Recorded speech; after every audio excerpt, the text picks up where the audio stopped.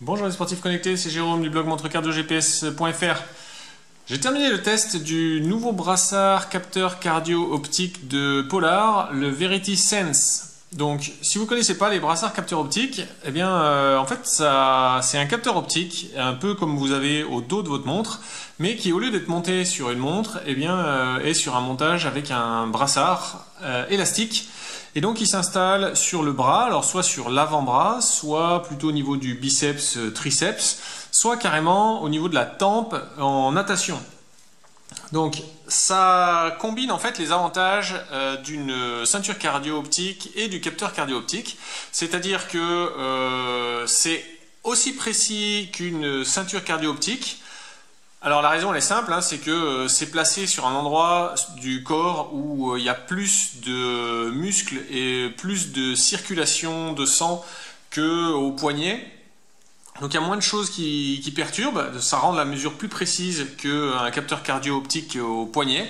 Et puis c'est plus confortable que de porter une ceinture thoracique qui, sur certains sports, peuvent venir gêner la respiration et tout simplement le confort en portable. Donc je vais vous présenter d'abord le capteur, ses accessoires. Ensuite, dans la deuxième partie de la vidéo, le fonctionnement.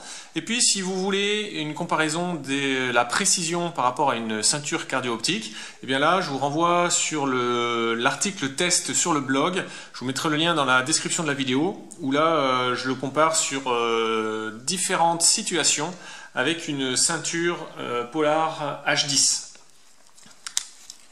Alors, le capteur, la partie électronique, c'est ce petit module, c'est quasiment le même, en tout cas c'est le même format, c'est le même capteur optique en soi que le prédécesseur, le OH1.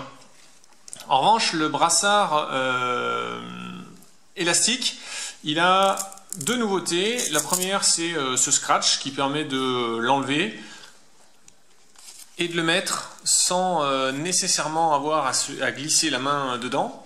Et puis cette nouvelle plaque là qui a pour but d'éviter le retournement du capteur une fois qu'on l'a installé. Des fois avec l'ancien modèle, quand on baissait la manche ou des choses comme ça, il pouvait se retourner et donc avoir le capteur qui pointe vers le haut ou vers l'extérieur. À côté de ça, on a un support de recharge, donc dans lequel on vient tout simplement clipser le capteur. On a ici un port USB, donc on peut le brancher sur un ordinateur ou un chargeur de téléphone. Et puis on a un capteur supplémentaire là qui sert avec des lunettes de natation. On glisse l'élastique dedans et à ce moment-là on peut enregistrer une séance de natation. Je vous préciserai le fonctionnement dans la deuxième partie de la vidéo. Sur chacun de ces supports, on a un petit anneau métallique là, c'est un booster d'antenne, ça permet de passer la portée à 150 mètres. Ça intéresse surtout les coachs de sport collectif. En gros, on peut, alors c'est plus répandu aux États-Unis, mais voilà, un entraîneur de foot américain, il peut se placer au bord du terrain, filer un Verity Sense à chacun de ses joueurs et il peut suivre en direct les métriques comme le cardio de ses joueurs. Et puis ensuite, le dernier petit détail, c'est tout con, hein, c'est un petit sac, mais au moins ça vous évitera de perdre ces petits accessoires sans lesquels bon, l'accessoire de natation, ça ne sera pas utile à tout le monde, mais celui-ci, c'est un truc sans quoi vous ne pouvez plus le recharger et donc vous perdrez l'utilisation de votre capteur. Alors puisqu'on parle de recharge, l'autonomie de ce capteur, c'est 20 heures. Donc c'est suffisant pour ne pas avoir à le recharger tous les 4 matins, parce que bon voilà, hein, c'est encore un truc en plus à penser à recharger, ce qui est un point faible par rapport à une ceinture cardio dont la pile peut durer un an et demi. Là il faudra le recharger, et alors le gros défaut c'est qu'il n'y a pas de témoin de recharge, c'est-à-dire que en fait faudra, comme on ne tient pas personne ne tient un carnet en disant j'ai déjà couru 1 heure avec, j'ai fait 2 heures de vélo. Donc grosso modo, dès que vous aurez un doute, il faudra le recharger. Alors, le gros avantage, c'est qu'il est compatible avec absolument tout. Il est compatible avec toutes les montres, quelle que soit leur marque, puisqu'il y a 2 connexions Bluetooth et une connexion ANT+. Il est compatible avec tous les compteurs vélo, quelle que soit leur marque. On peut le connecter directement avec son smartphone et l'application PolarFlow, ou même carrément n'importe quelle autre application, par exemple Strava, on peut le coupler à Strava. On peut l'utiliser avec Swift. C'est là tout l'intérêt d'avoir les deux connexions Bluetooth. Ça permet d'avoir une connexion Bluetooth avec une montre et une connexion Bluetooth avec l'application Swift. Il est utilisable avec les lunettes de natation connectées Form Swim Goggles et avec certaines machines cardio dans les salles de sport. On passe au fonctionnement parce que là, il y a des nouveautés. Si vous aimez cette vidéo, mettez-y un j'aime. Ça me fera plaisir et en plus, ça permettra à d'autres personnes de voir que c'est une vidéo intéressante. Alors, il y a 3 modes. Et ce qui est nouveau, c'est ici, il y a 3 logos. Et alors, la petite astuce, que je trouve une idée vraiment brillante, c'est que Polar a utilisé les LED du capteur cardio-optique comme interface visuelle pour le choix des modes. Donc là, actuellement, avec le cœur, c'est le mode cardio normal, donc diffusion de la fréquence cardiaque. Donc à partir de ce mode, eh bien, on peut le connecter à n'importe quel appareil pour faire du sport. Et puis, il transmettra la mesure de fréquence cardiaque à cet appareil. Le deuxième mode, alors on est obligé d'éteindre, de redémarrer.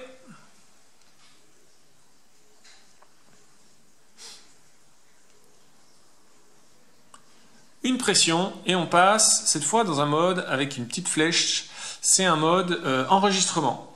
Donc dans ce mode, le capteur fonctionne tout seul. En fait, on n'a plus besoin d'emmener ni montre, ni application, ni quoi que ce soit. Donc ça peut être utile dans des sports comme par exemple le foot, la boxe, des sports pour lesquels on n'a pas le droit de porter une montre sur soi. Et même des sports où on peut être loin de son téléphone et donc ne pas prendre son téléphone. Donc dans ce cas-là, alors il y a une diffusion de la fréquence cardiaque, au cas où, mais il y a aussi l'enregistrement de la fréquence cardiaque dans une mémoire interne. Et lorsque on reviendra à portée de l'application PolarFlow, alors on l'éteint et le module va transmettre ces données à PolarFlow. Donc il y a une mémoire qui est absolument gigantesque à l'intérieur.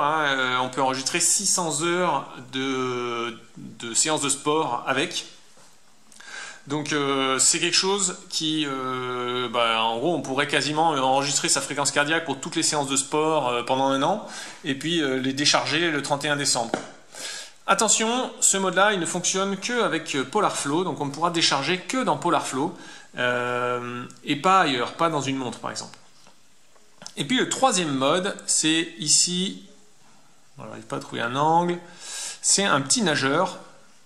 Et donc dans ce mode, on a aussi la diffusion de fréquence cardiaque, on a l'enregistrement de la fréquence cardiaque, mais aussi la mesure et l'enregistrement de la distance et de l'allure. Donc ça c'est un mode qui est nouveau, qui est augmenté, mais cela dit, donc il faut bien préciser que comme dans le mode enregistrement autonome, le deuxième, on pourra télécharger ces données que dans PolarFlow. Donc c'est à dire qu'on peut faire une séance de natation en piscine uniquement, il n'y a pas de puce GPS, et le capteur va enregistrer la fréquence cardiaque, la distance, l'allure, et on téléchargera ça en fin de séance dans PolarFlow. Alors, c'est un mode de fonctionnement différent des ceintures Garmin qui sont compatibles avec la natation, parce que dans le cas des ceintures Garmin, la ceinture enregistre les données de fréquence cardiaque pendant la séance de natation dans sa mémoire, mais en fin de séance de natation, elle transfère ces données vers la montre. Là, ce n'est pas possible avec le Polar Verity Sense. Le Polar Verity Sense, il fonctionne vraiment dans un mode autonome, c'est-à-dire qu'il n'est pas couplé ni au début, ni pendant, ni en fin de séance de natation. Il enregistre tout seul les données de natation et ensuite il les télécharge en PolarFlow. L'inconvénient de ce mode de fonctionnement, bien sûr, c'est qu'on n'a pas de visualisation pendant la séance.